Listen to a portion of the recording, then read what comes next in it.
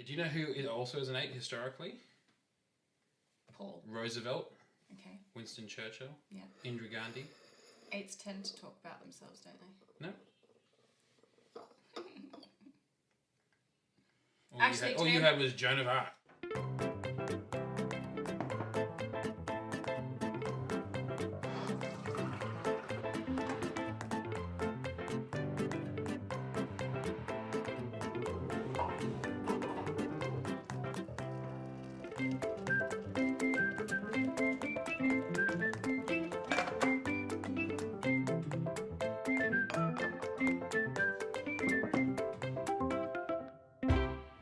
Good morning.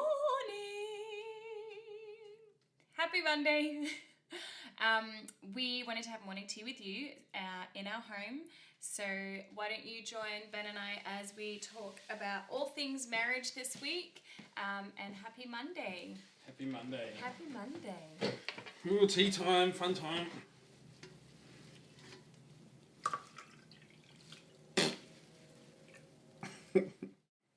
So today we thought it'd be good in all this quarantining and isolation to discuss personality tests and how they can help or not help your marriage. Yeah. What did we do the other night? No, not that. We did the Enneagram. We did an Enneagram test. Yeah, we sure did. And I came up as an 8. Yeah. And you came up as a? 1. Okay, type 1 Enneagram, typically known as the reformer. They're rational, idealist type, principled, purposeful, self-controlled, and at times perfectionist. Yeah. Basic fear is of being corrupt, evil, or defective. Basic desire is to be good, to have integrity, and to be balanced. I'm like Confucius. I'm also like Plato, but my favourite one, Joan of Arc. Why? Because I love Joan of Arc. But she's a myth. No, she's not. She's She's not a real. historical figure. All right, what are you? I am type 8. An 8 are self-confident, strong and assertive, protective, resourceful, straight-talking, and decisive, but can also be egocentric and domineering. That's not true. 8s feel they must control their environment, especially people, and sometimes becoming confrontational and intimidating. 8s typically have problems with their tempers. Alice! I'm going to lose it. They use their strength to improve others' lives. This sounds good. Becoming heroic and inspiring. Basic fear. Being harmed. I feel like that's everyone's basic fear. You do actually have like a fear of like getting hurt and stuff. Yeah, but I think you don't. No, but like when we go for walks and there's like a cliff face, you freak out. That's not because I'm an 8. That's because I'm afraid of heights. If there is potential danger, you freak out. But the potential could be like 0.01%. I ride motorcycles. And I go on trampolines. You go on trampolines. You see that as a dangerous thing But to do. 0.001% would. Gave you a kiss. A dangerous kiss. So But that's not harmful. could have had like coleslaw or something. I don't have cold sores. Okay. They're like more emotive, right? Less factual. Listen. Ones are conscientious and ethical with a strong sense of right and wrong. They are teachers, crusaders, and advocates for change, always striving to improve things but afraid of making a mistake. Well organised, orderly, and fastidious. That's such a cool word.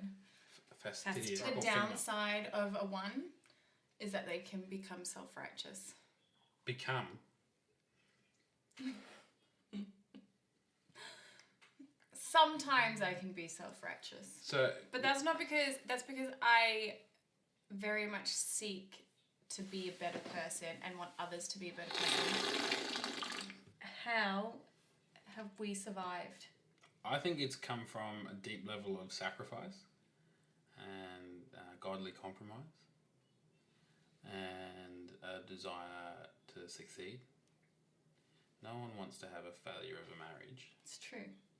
This value of commitment isn't really something that has much honour attached to it in this day and age. So, knowing that I'm an 8 and you're a 1, and I'm a great and you're a none, how did we manage to have such a fun and vigorous and vibrant marriage? Can I just say that was a classic 8 approach? Or what are you like an Enneagram type of like professor now? That's You what read we're like talking 2 paragraphs. Yeah, you think I you're an don't expert. really Is know. that a one thing? And you have to pay. Is that a one thing? You have to just read a paragraph. I read the book.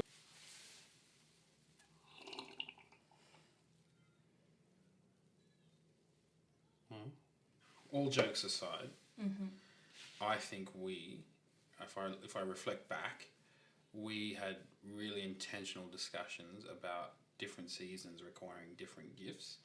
And I think you and I have figured out within our marriage to identify seasons quickly and identify who's going to be leading that season when we're deciding that we're going to move overseas. That's heavily, achievable on the back of an 8. Someone with an 8 just running at that. But then once you arrive and you need to settle and establish things, 8's not the best. And so we'd settle for a 4, but we got a 1. What is 4? I don't know. And Eden's about to come in. Yeah, but then she's going to start screaming.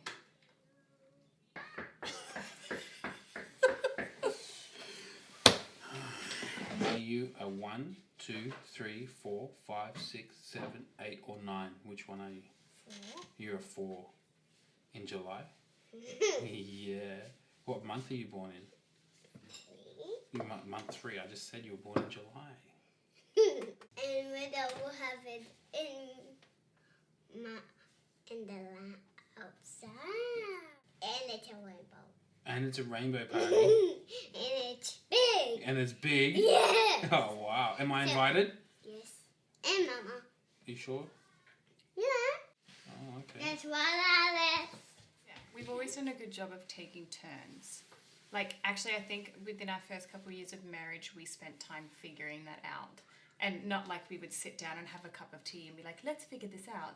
It was like we were figuring it out. You tried to do that a few times. Yeah, but you just don't work that way. I like sitting down and having structured, organised meetings, blah, blah, blah. Yeah, but you don't like phone calls or texting. I hate phone. I'm not good with my phone. I'm getting better though. Have you noticed? No. What do you mean? Well, no, in your defence, it takes maybe 3 phone calls to get onto you now instead of 10. No. Well, that's better. That's what I mean. But it does take me 3. When was the last time it took you 3 times to call me? 2 days ago. Maybe. Anyways. There's parts of people's core personality and character that you shouldn't try change. Because it's not the way you do things or the way you like to do things doesn't mean they're wrong about how they go about it.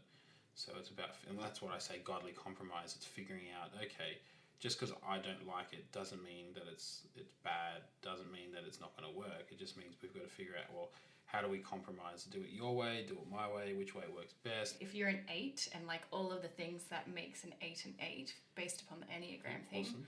The person that needs to know that the most is me out of our marriage.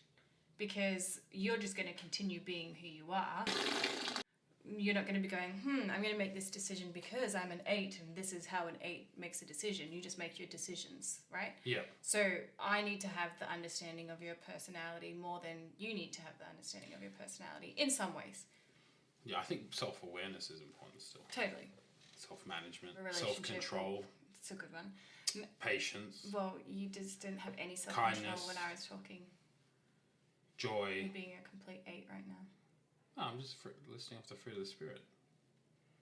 All right, I think we should finish on this. Yeah. That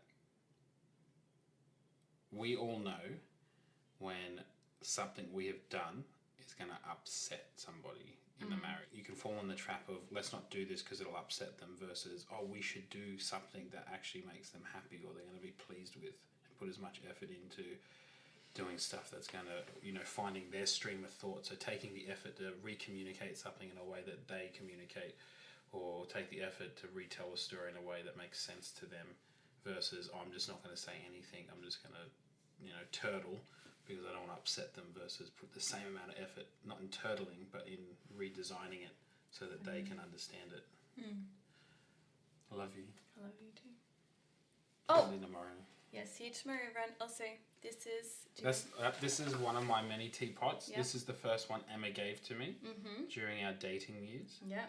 I do remember I wrapped it with a red bow. She said, because she said to me, Ben, you look like Aladdin. And here's your lantern. And I was like, that's right, racist, but I'll take it. How is that racist if you actually look like him? That's a conversation for another morning. Racism in marriage.